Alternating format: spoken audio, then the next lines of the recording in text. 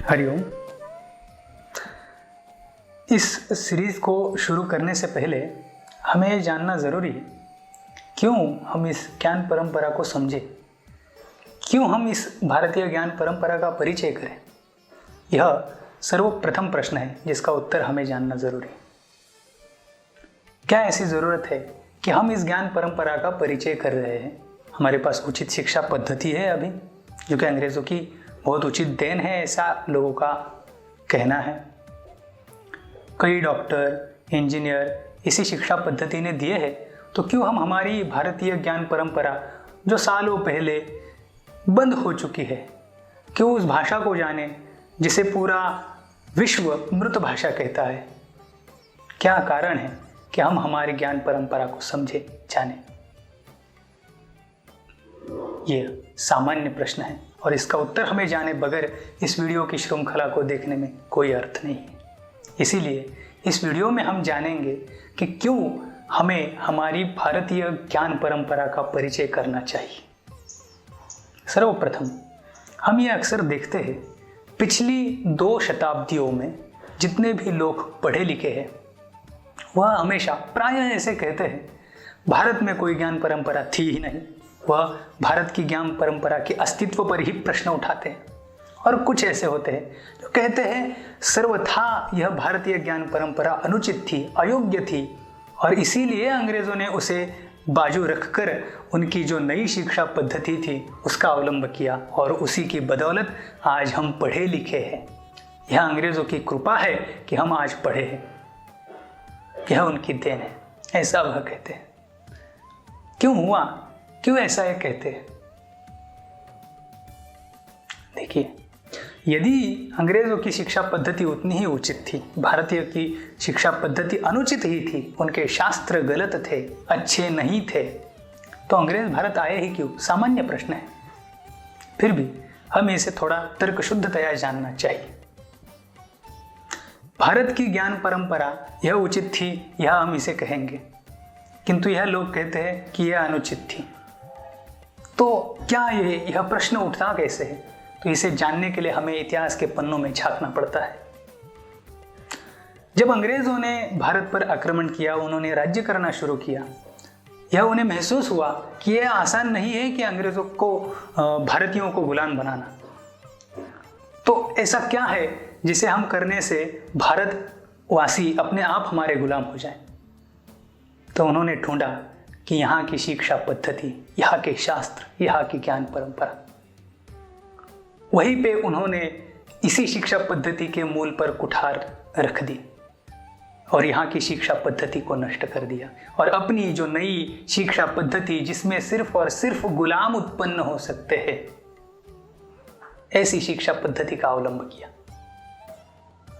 1822 में भारत में एक सर्वेक्षण किया गया अंग्रेजों के द्वारा, जिसमें प्रायः बंगाल, बंबई, मद्रास इन प्रांतों में उन्होंने यह सर्वे किया, जिसमें उन्होंने पाया कि भारत में जो शिक्षा पद्धति है वह अंग्रेजों के मायनों में कतिपय मात्रा में अच्छी है, सक्षम है, शास्त्र प्रवीण है, उत्तम शास्त्र यहाँ पढ़ाए जाते हैं। ऐसा एक गांव नहीं है जिसमें पाठशाला या गुरुकुल नहीं है।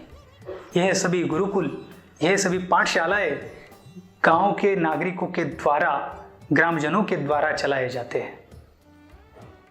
जब तक यह पाठशालाएं, यह गुरुकुल बंद नहीं हो जाते, तब तक हमें जो उचित गुलाम चाहिए, जो पढ़े लिखे होंगे फिर भी गुलाम होंगे, ऐसे उत्पन्न नहीं हो सकते। और जब तक ऐसे गुलाम उत्पन्न नहीं हो सकते, तब तक तलवार और बंदूकों के डर पर किया हुआ राज्य यह यशस्वी नहीं कहा जाएगा।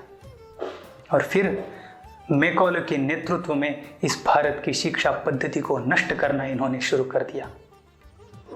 पूरी तरह से नई शिक्षा पद्धति का अवलंब इन्होंने कर भारत की ज्ञान परंपरा को हमेशा बार बार भारतीयों को ये बताया गया, जो आप पढ़ रहे हो वह गलत है। अंग्रेजी में पढ़ना उचित है, संस्कृत में पढ़ के क्या करोगे, देशीय भाषाओं में पढ़ के क्या करोगे, अंग्रेजी में पढ़ो, अंग्रेजी में पढ़ो, यह सही है, आपका गलत है, आपका गलत है। बार बार यह भारतीयों के मन में ये एहसास दिलाया गया कि हाँ, अंग्रेज ही उचित है, जो हम कर रहे हैं वह गलत है, जो हमारे पूर्वजों ने किया वह गलत है। किसी देश को नष्ट करना बड़ा आसान होता है, बस उसकी संस्कृति के बारे में उन्हीं के मन में खेद उत्पन्न करो। वही हुआ ग्रीस, इटली, ऐसे देशों में जो उनकी खुद की जो परंपराएं थी, उनके मन में उन्हीं के परंपराओं के बारे में खेद उत्पन्न किया। उन्होंने पूरी तरह से अपनी संस्कृति को तोड़ दिया, नई संस्कृति को अपनाया। आज उनकी संस्कृति म्यूजियम में प्रदर्शन के लिए बैठी है। भारत में भी उन्होंने यही किया। भारतवासियों की ज्ञान परंपरा के बारे में, उनकी परंपराओं के बारे में उन्हीं के मन में खेद उत्पन्न किया।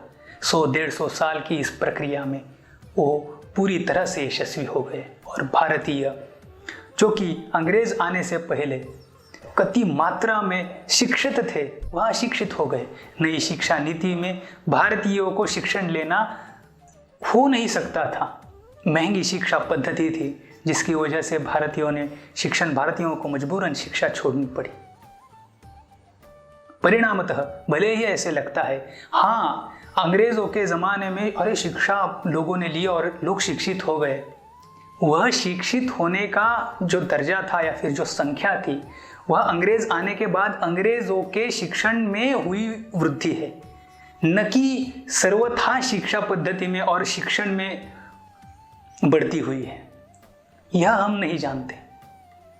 और इस भारत की इस उचित और उत्तम संपन्न शिक्षा परंपरा का ह्रास हुआ। भारतीय जो अपने ही शिक्षा पद्धति के बारे में, ज्ञान परंपरा के बारे में, शास्त्रों के बारे में खेद जताने लगे और परिणामतः भारत यह गुलाम होता गया। स्वातंत्र्योत्तर काल में भी हमें इसका एहसास न हुआ कि इस पूरी गुलामी की जड़ है यह शिक्षा पद्धति जो अंग्रेजों ने हेतु पुरस्सर भारत में लाई। उसे पहले हमें उखाड़ना चाहिए था और उत्तम जो संपन्न शिक्षा पद्धति, जिसका आरंभ ही विद्या विनयेन शोभते से शुरू होता है, उसका अवलंब करना चाहिए था। विनय संपन्न, शिक्षा संपन्न, जहाँ भारतीय शिक्षा पद्धति प्रजातंतुम माव व्यवच्छेदसी ही, इस तरह की शिक्षा पद्धति थी, वही आज शिक्षा पद्धति। आप पैसे दीजिए, शिक्षक आएगा, पैसों के लिए पढ़ाएगा, छात्र पढ़ेगा, पैसों के लिए पढ़ेगा, स्पर्धा बनी रहेगी। शिक्षा एक तरफ, स्पर्धा एक तरफ, देश का नुकसान हमेशा बना रहेगा। इसलिए हमें हमारी जो सर्वोत्तम शिक्षा पद्धति थी उसे जानना जरूरी है, उस ज्ञान परंपरा को समझना जरूरी है। इसलिए हम इस वीडियो श्रृंखला को बना रहे हैं। सबसे चलिए यह एक बाजू में है। सबसे महत्वपूर्ण बात है, हमें इस बात पर गौर करना चाहिए कि हाँ, मैं भारतीय हूँ, इसलिए मुझे मेरी शिक्षा पद्धति को जानना जरूरी है। चलिए छोड़िए ये दो बिंदु बाजू रखिए। हमें यह जानना जरूरी है, कम से कम हमने खोया क्या, यह तो हम जाने। इस हमारी ज्ञान परंपरा को हम पहले ही खो चुके हैं। कम से कम उतना तो पता हो क्या हमने क्या खोया है। इसलिए इस ज्ञान परंपरा को जानना जरूरी है। अगले भागों में हम देखेंगे यह उचित और सर्वोत्तम संपन्न ज्ञान परंपरा क्या थी, इसमें किन किन शास्त्रों का अंतर्भाव था। तब तक के लिए हरिओम।